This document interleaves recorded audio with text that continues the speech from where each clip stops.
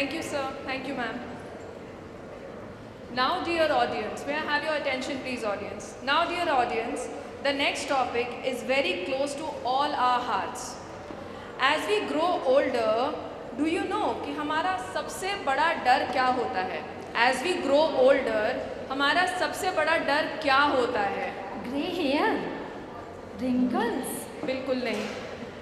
हमारा सबसे बड़ा डर यह होता है कि जैसे जैसे हम बड़े होते हैं, हमारे पेरेंट्स और ज़्यादा बूढ़े हो जाते हैं, right? That is our greatest fear. We would always want our parents to be with us. बुढ़ापा बचपन का पुनरागमन होता है और बुढ़ापे में इंसान फिर से बच्चा बन जाता है। क्या आप सब मुझे बता सकते हैं कि बच्चों के साथ अक्सर क्या होता है? उन्हें अक्सर गिरकर चोट लगती है। जी हाँ, जिस तरह से बच्चों को गिरकर चोट लगने के बहुत चांसेस होते हैं, उसी तरह हमारे बुज़ुर्गों को भी गिरकर चोट लगने के भी बहुत चांसेस होते हैं. Now to elaborate on this topic, I would like to invite our next set of experts. Please welcome Dr. Supriya Sarkar, who is an MBA, MS in Gerontology from USA and Managing Director of Suresa Healthcare Limited. She has served for more than a decade in USA in elder care services. She is also the recipient of numerous community service awards, including the Perrywood Community Service Award, for her dedication and service towards elder care. We are also fortunate to have with us today Shri Vinay Ji Dhanuka, who owns a professional degree in Chartered Accountancy and Company Secretary, as well as an executive MBA in Healthcare from IIM Calcutta. With over 25 years of work experience, he is the director of a multi-speciality nursing home and the managing director of a chain of diagnostic services. Please welcome Dr. Supriya Sarkar with a big round of applause. And Shri Vinay Ji Dhanuka.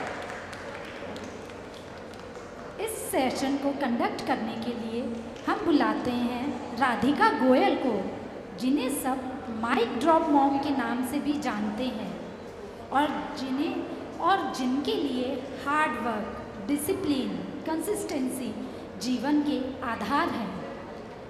Please give a big round of applause to all our guests. Thank you. Good afternoon, everyone. Can I see some Josh, please, over here? I mean, yay! Yes, where's the Josh? This is a very, very important topic because हमारे घर में सब एक हैं जो they are aging reverse, और वो हमारी बहुत important family members हैं because they are the elders of the house. And guys, how's the session going? Are you taking back something? Are you learning something? Yes, so that's amazing. आज का हमारा topic है Why falls are frequent in elders. तो आइए हमारे esteem panelist doctor Supriya सरकार and विनय धानुका के साथ ऐसे ही कई इश्यूज के बारे में डिस्कस करते हैं और जानते हैं उनके solutions. Supriya ji, first my question to you and welcome. It's an honour to have both of you on stage and with us. Elder care के अंदर में क्या, what exactly is elder care?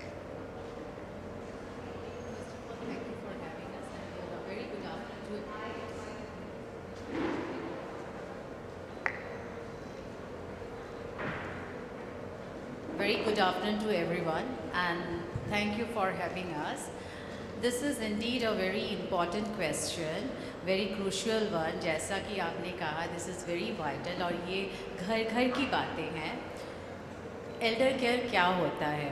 It's a big umbrella. उसके under जैसे हम लोग बोल सकते हैं फिज़िकल केयर, मेंटल केयर, जिसमें इमोशनल केयर आता है, फिर आता है सोशल केयर. तो फिज़िकल केयर तो हम लोग सभी जानते हैं, जो क्लिनिकल इश्यूज़ जो आते हैं वो सब रहते हैं. जो मेजर फैक्टर है एल्डर केयर में, इमोशनल पार्ट जो रहता है. With ageing it totally changes. Like अगर हम कहते हैं when any elderly people जो 40s में थे या 50s में थे, उनसे अगर हम जैसे बातें कर सकते थे, जैसे बेटा बेटी they are very free with their parents, किसी से कैसे भी बात के मम्मी पापा के साथ तो बहुत फ्री है तो बोल देते थे, लेकिन वही बात when they are in their 70s और 80s आप वैसे ही अगर थ्रो करो, बहुत अलग होता है सिचुएशन, वो दिल से ले लेते हैं and it affects really because there psychology changes. तो that we have to understand the emotional part changes और बहुत इम्पैक्ट करता है. एंड नाउ डेज हम लोग न्यूक्लियर फैमिली में कन्वर्ट हो चुके हैं, तो ये न्यूक्लियर फैमिली में कन्वर्ट होने के लिए बहुत ये प्रॉब्लम आ रहे हैं. पहले क्या होता था, सब लोग एक साथ रहते थे तो हम लोग घिरे रहते थे सब लोगों के साथ. अभी हो गया है देयर इज़ नो वन, बेटा बेटी बहू सब लोग बाहर काम करने जा रहे हैं. Even they don't get time to see the grandchildren they are so busy. After school they are going for after school activities, extracurricular activities, hardly they get time. तो यहाँ क्या हो रहा है, हम लोग बोल सकते इवन दे आर गेटिंग वो जो बॉन्डिंग है ग्रैंड पेरेंट्स के साथ ग्रैंड चिल्ड्रन का, वो भी लैक हो रहा है. तो वो अकेले पड़ जा रहे, दे आर लिविंग अलोन. तो वो लोनलीनेस फिर ले जा रहा है डिप्रेशन की तरफ से. इसीलिए इमोशनल फैक्टर बहुत हैम्पर हो रहा है. And the social part again, बहुत कोई अपनी मोबिलिटी के कारण अब इतना मोबिलिटी है नहीं, they are not getting enough time to socialise with others, तो वो भी हैम्पर हो रहा है. सब कुछ लेके ये तीनों फैक्टर्स को हम लोग रखते हैं elder care. Thank you so much. Vinay ji, my question to you is, कौन कौन सी यूटिलिटीज़ हैं जो हम यूटिलाइज कर सकते हैं under Elder care system? First and foremost, thank you to Radhika to having us on stage, and a big thank you to Cafe to give me this opportunity to come and explain about elder care to all our Cafe members. Before I enter into the utility part, which Dr. Supriya already mentioned, that social, health, environmental issues, emotional connect, those are the things which are required. I would like to tell you a bit more about elder care, how I see elder care.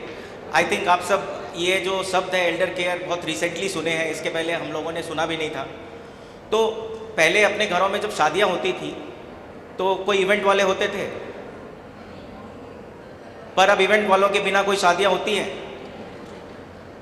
पहले महाराज हमारे यहाँ शादियों में सिर्फ महाराज होता था और उसके साथ 4-5 उनके वर्कर्स होते थे, बाकी सब्जी बाजार सब कुछ हम वो जिम्मेदारियों को पूरा करते थे. बट अब घर के मेंबर से ज़्यादा वहाँ पे इवेंट वाले होते हैं. तो हकीकत ये हो गई है कि यही बात हमारे घर में भी है. पहले हमारे घर में हम सबकी देखभाल करने के लिए घर के सारे मेंबर्स होते थे. समय समय पे सबको ही आकर के कोई ना कोई रूप में अपने गार्जियंस को, दादा दादी को देख लेता था और दादा दादी भी बच्चों को अच्छे से देख लेते थे. परंतु अब उनका ख्याल रखने वाला कोई नहीं है. ऐसे सिचुएशन में एल्डर केयर की बहुत बड़ी ज़रूरत है, आवश्यकता है. और फॉरेन में यानी अमेरिका, जहाँ से हमारी डॉक्टर साहब हैं और उन्होंने आपके समक्ष डिटेल्स रखे, वहाँ already Elder care, senior living बहुत इंपॉर्टेंट टॉपिक है, बहुत इंपॉर्टेंट सब्जेक्ट है. गाइडलाइंस हैं वहाँ पे, गवर्नमेंट के रेगुलेशंस हैं जो धीरे धीरे अब इंडिया में भी आ रहे हैं. और ऐसी एल्डर केयर संस्थाएं बनी हैं जहाँ आप इन सब का फ़ायदा उठा सकते हैं. सुनने में ख़राब लगता है कि हमें अपने पेरेंट्स के लिए एल्डर केयर लेना पड़ेगा, परंतु उपाय भी नहीं है. आज आप देखिए एक कैफ़े जो संस्था है, I think it is more than 1000 members. And what would be the senior most person of Cafe family? Okay, ma'am, नाम और age? Okay, so a round of applause for Cafe member. We have a member who is 71-year-old. Okay, very active at the same time. तो अब जैसे ma'am ने एक emotional connect का point जिक्र किया था, तो one of the main utility that comes Radhika in Elder care is about engagement. How can we engage our parents? How can we engage our grandparents so that they also feel that they are part of this society? उन्हें भी ये महसूस हो कि वो समाज का हिस्सा है। मेरी मम्मी तो एक्टिव है, चलिए आप लोगों की माँ भी एक्टिव है, आप अपने सब अभी उनका ध्यान रख पा रहे हैं क्योंकि घर का कोई ना कोई सदस्य उनके आसपास मौजूद है। पर आपका हमारा क्या होगा जब आप 55 साल की हो जाएंगे, 60 की हो जाएंगी? मेरे ख्याल से आधे लोगों के बच्चे कलकत्ता के बाहर पढ़ रहे हैं और बाकी आधे के विदेश में हैं। तो कलकत्ता में कौन है? कलकत्ता को ऐसे भी रिटायरमेंट सिटी कहा जाता है। तो it's time that we all realise that there is a need of elder care. चाहे हम कितना ही बोल दें कि हम अपनी मम्मी को किसी आया के साथ छोड़ के नहीं जा सकते हैं, चाहे हम कितना ही बोल दें कि हम घर में नर्स नहीं रखेंगे, चाहे वो जो घर का जेंट्स है वो बोल दे कि नहीं काम तुमको ही करना पड़ेगा, मम्मी का सेवा तुम ही करोगी, पर प्रैक्टिकली क्या हम उनकी अच्छे से देखभाल कर सकते हैं? नहीं कर सकते। तो यहाँ पे एल्डर केयर का सबसे बड़ा महत्व है और उसका सबसे बड़ा योगदान है। जितनी जल्दी आप इन सबको समझ लें, एक्सेप्ट कर लें, उतना जल्दी हमारे और आपके लिए अच्छा है। नहीं तो हमारे बच्चे विदेश में हमें, जैसे अमेरिका में है, मैम बताएंगे आपको, असिस्टेड लिविंग करके ऑर्गेनाइजेशंस है, तो वहाँ पे पेरेंट्स खुद असिस्टेड लिविंग होम्स में चले जाते हैं, जिसको यहाँ पे हम यदि हिंदी में बोलेंगे तो बोलना पड़ेगा वृद्धाश्रम। पर वहाँ पे ऐसी सुविधाएं, सेवाएं हैं, because they know alone they are vulnerable to the fall which the topic for today is. With this I'll say there are primarily 4 utilities that are there in health care, in elder care. Number 1 health, वो prime most है, उसके बिना कुछ आगे नहीं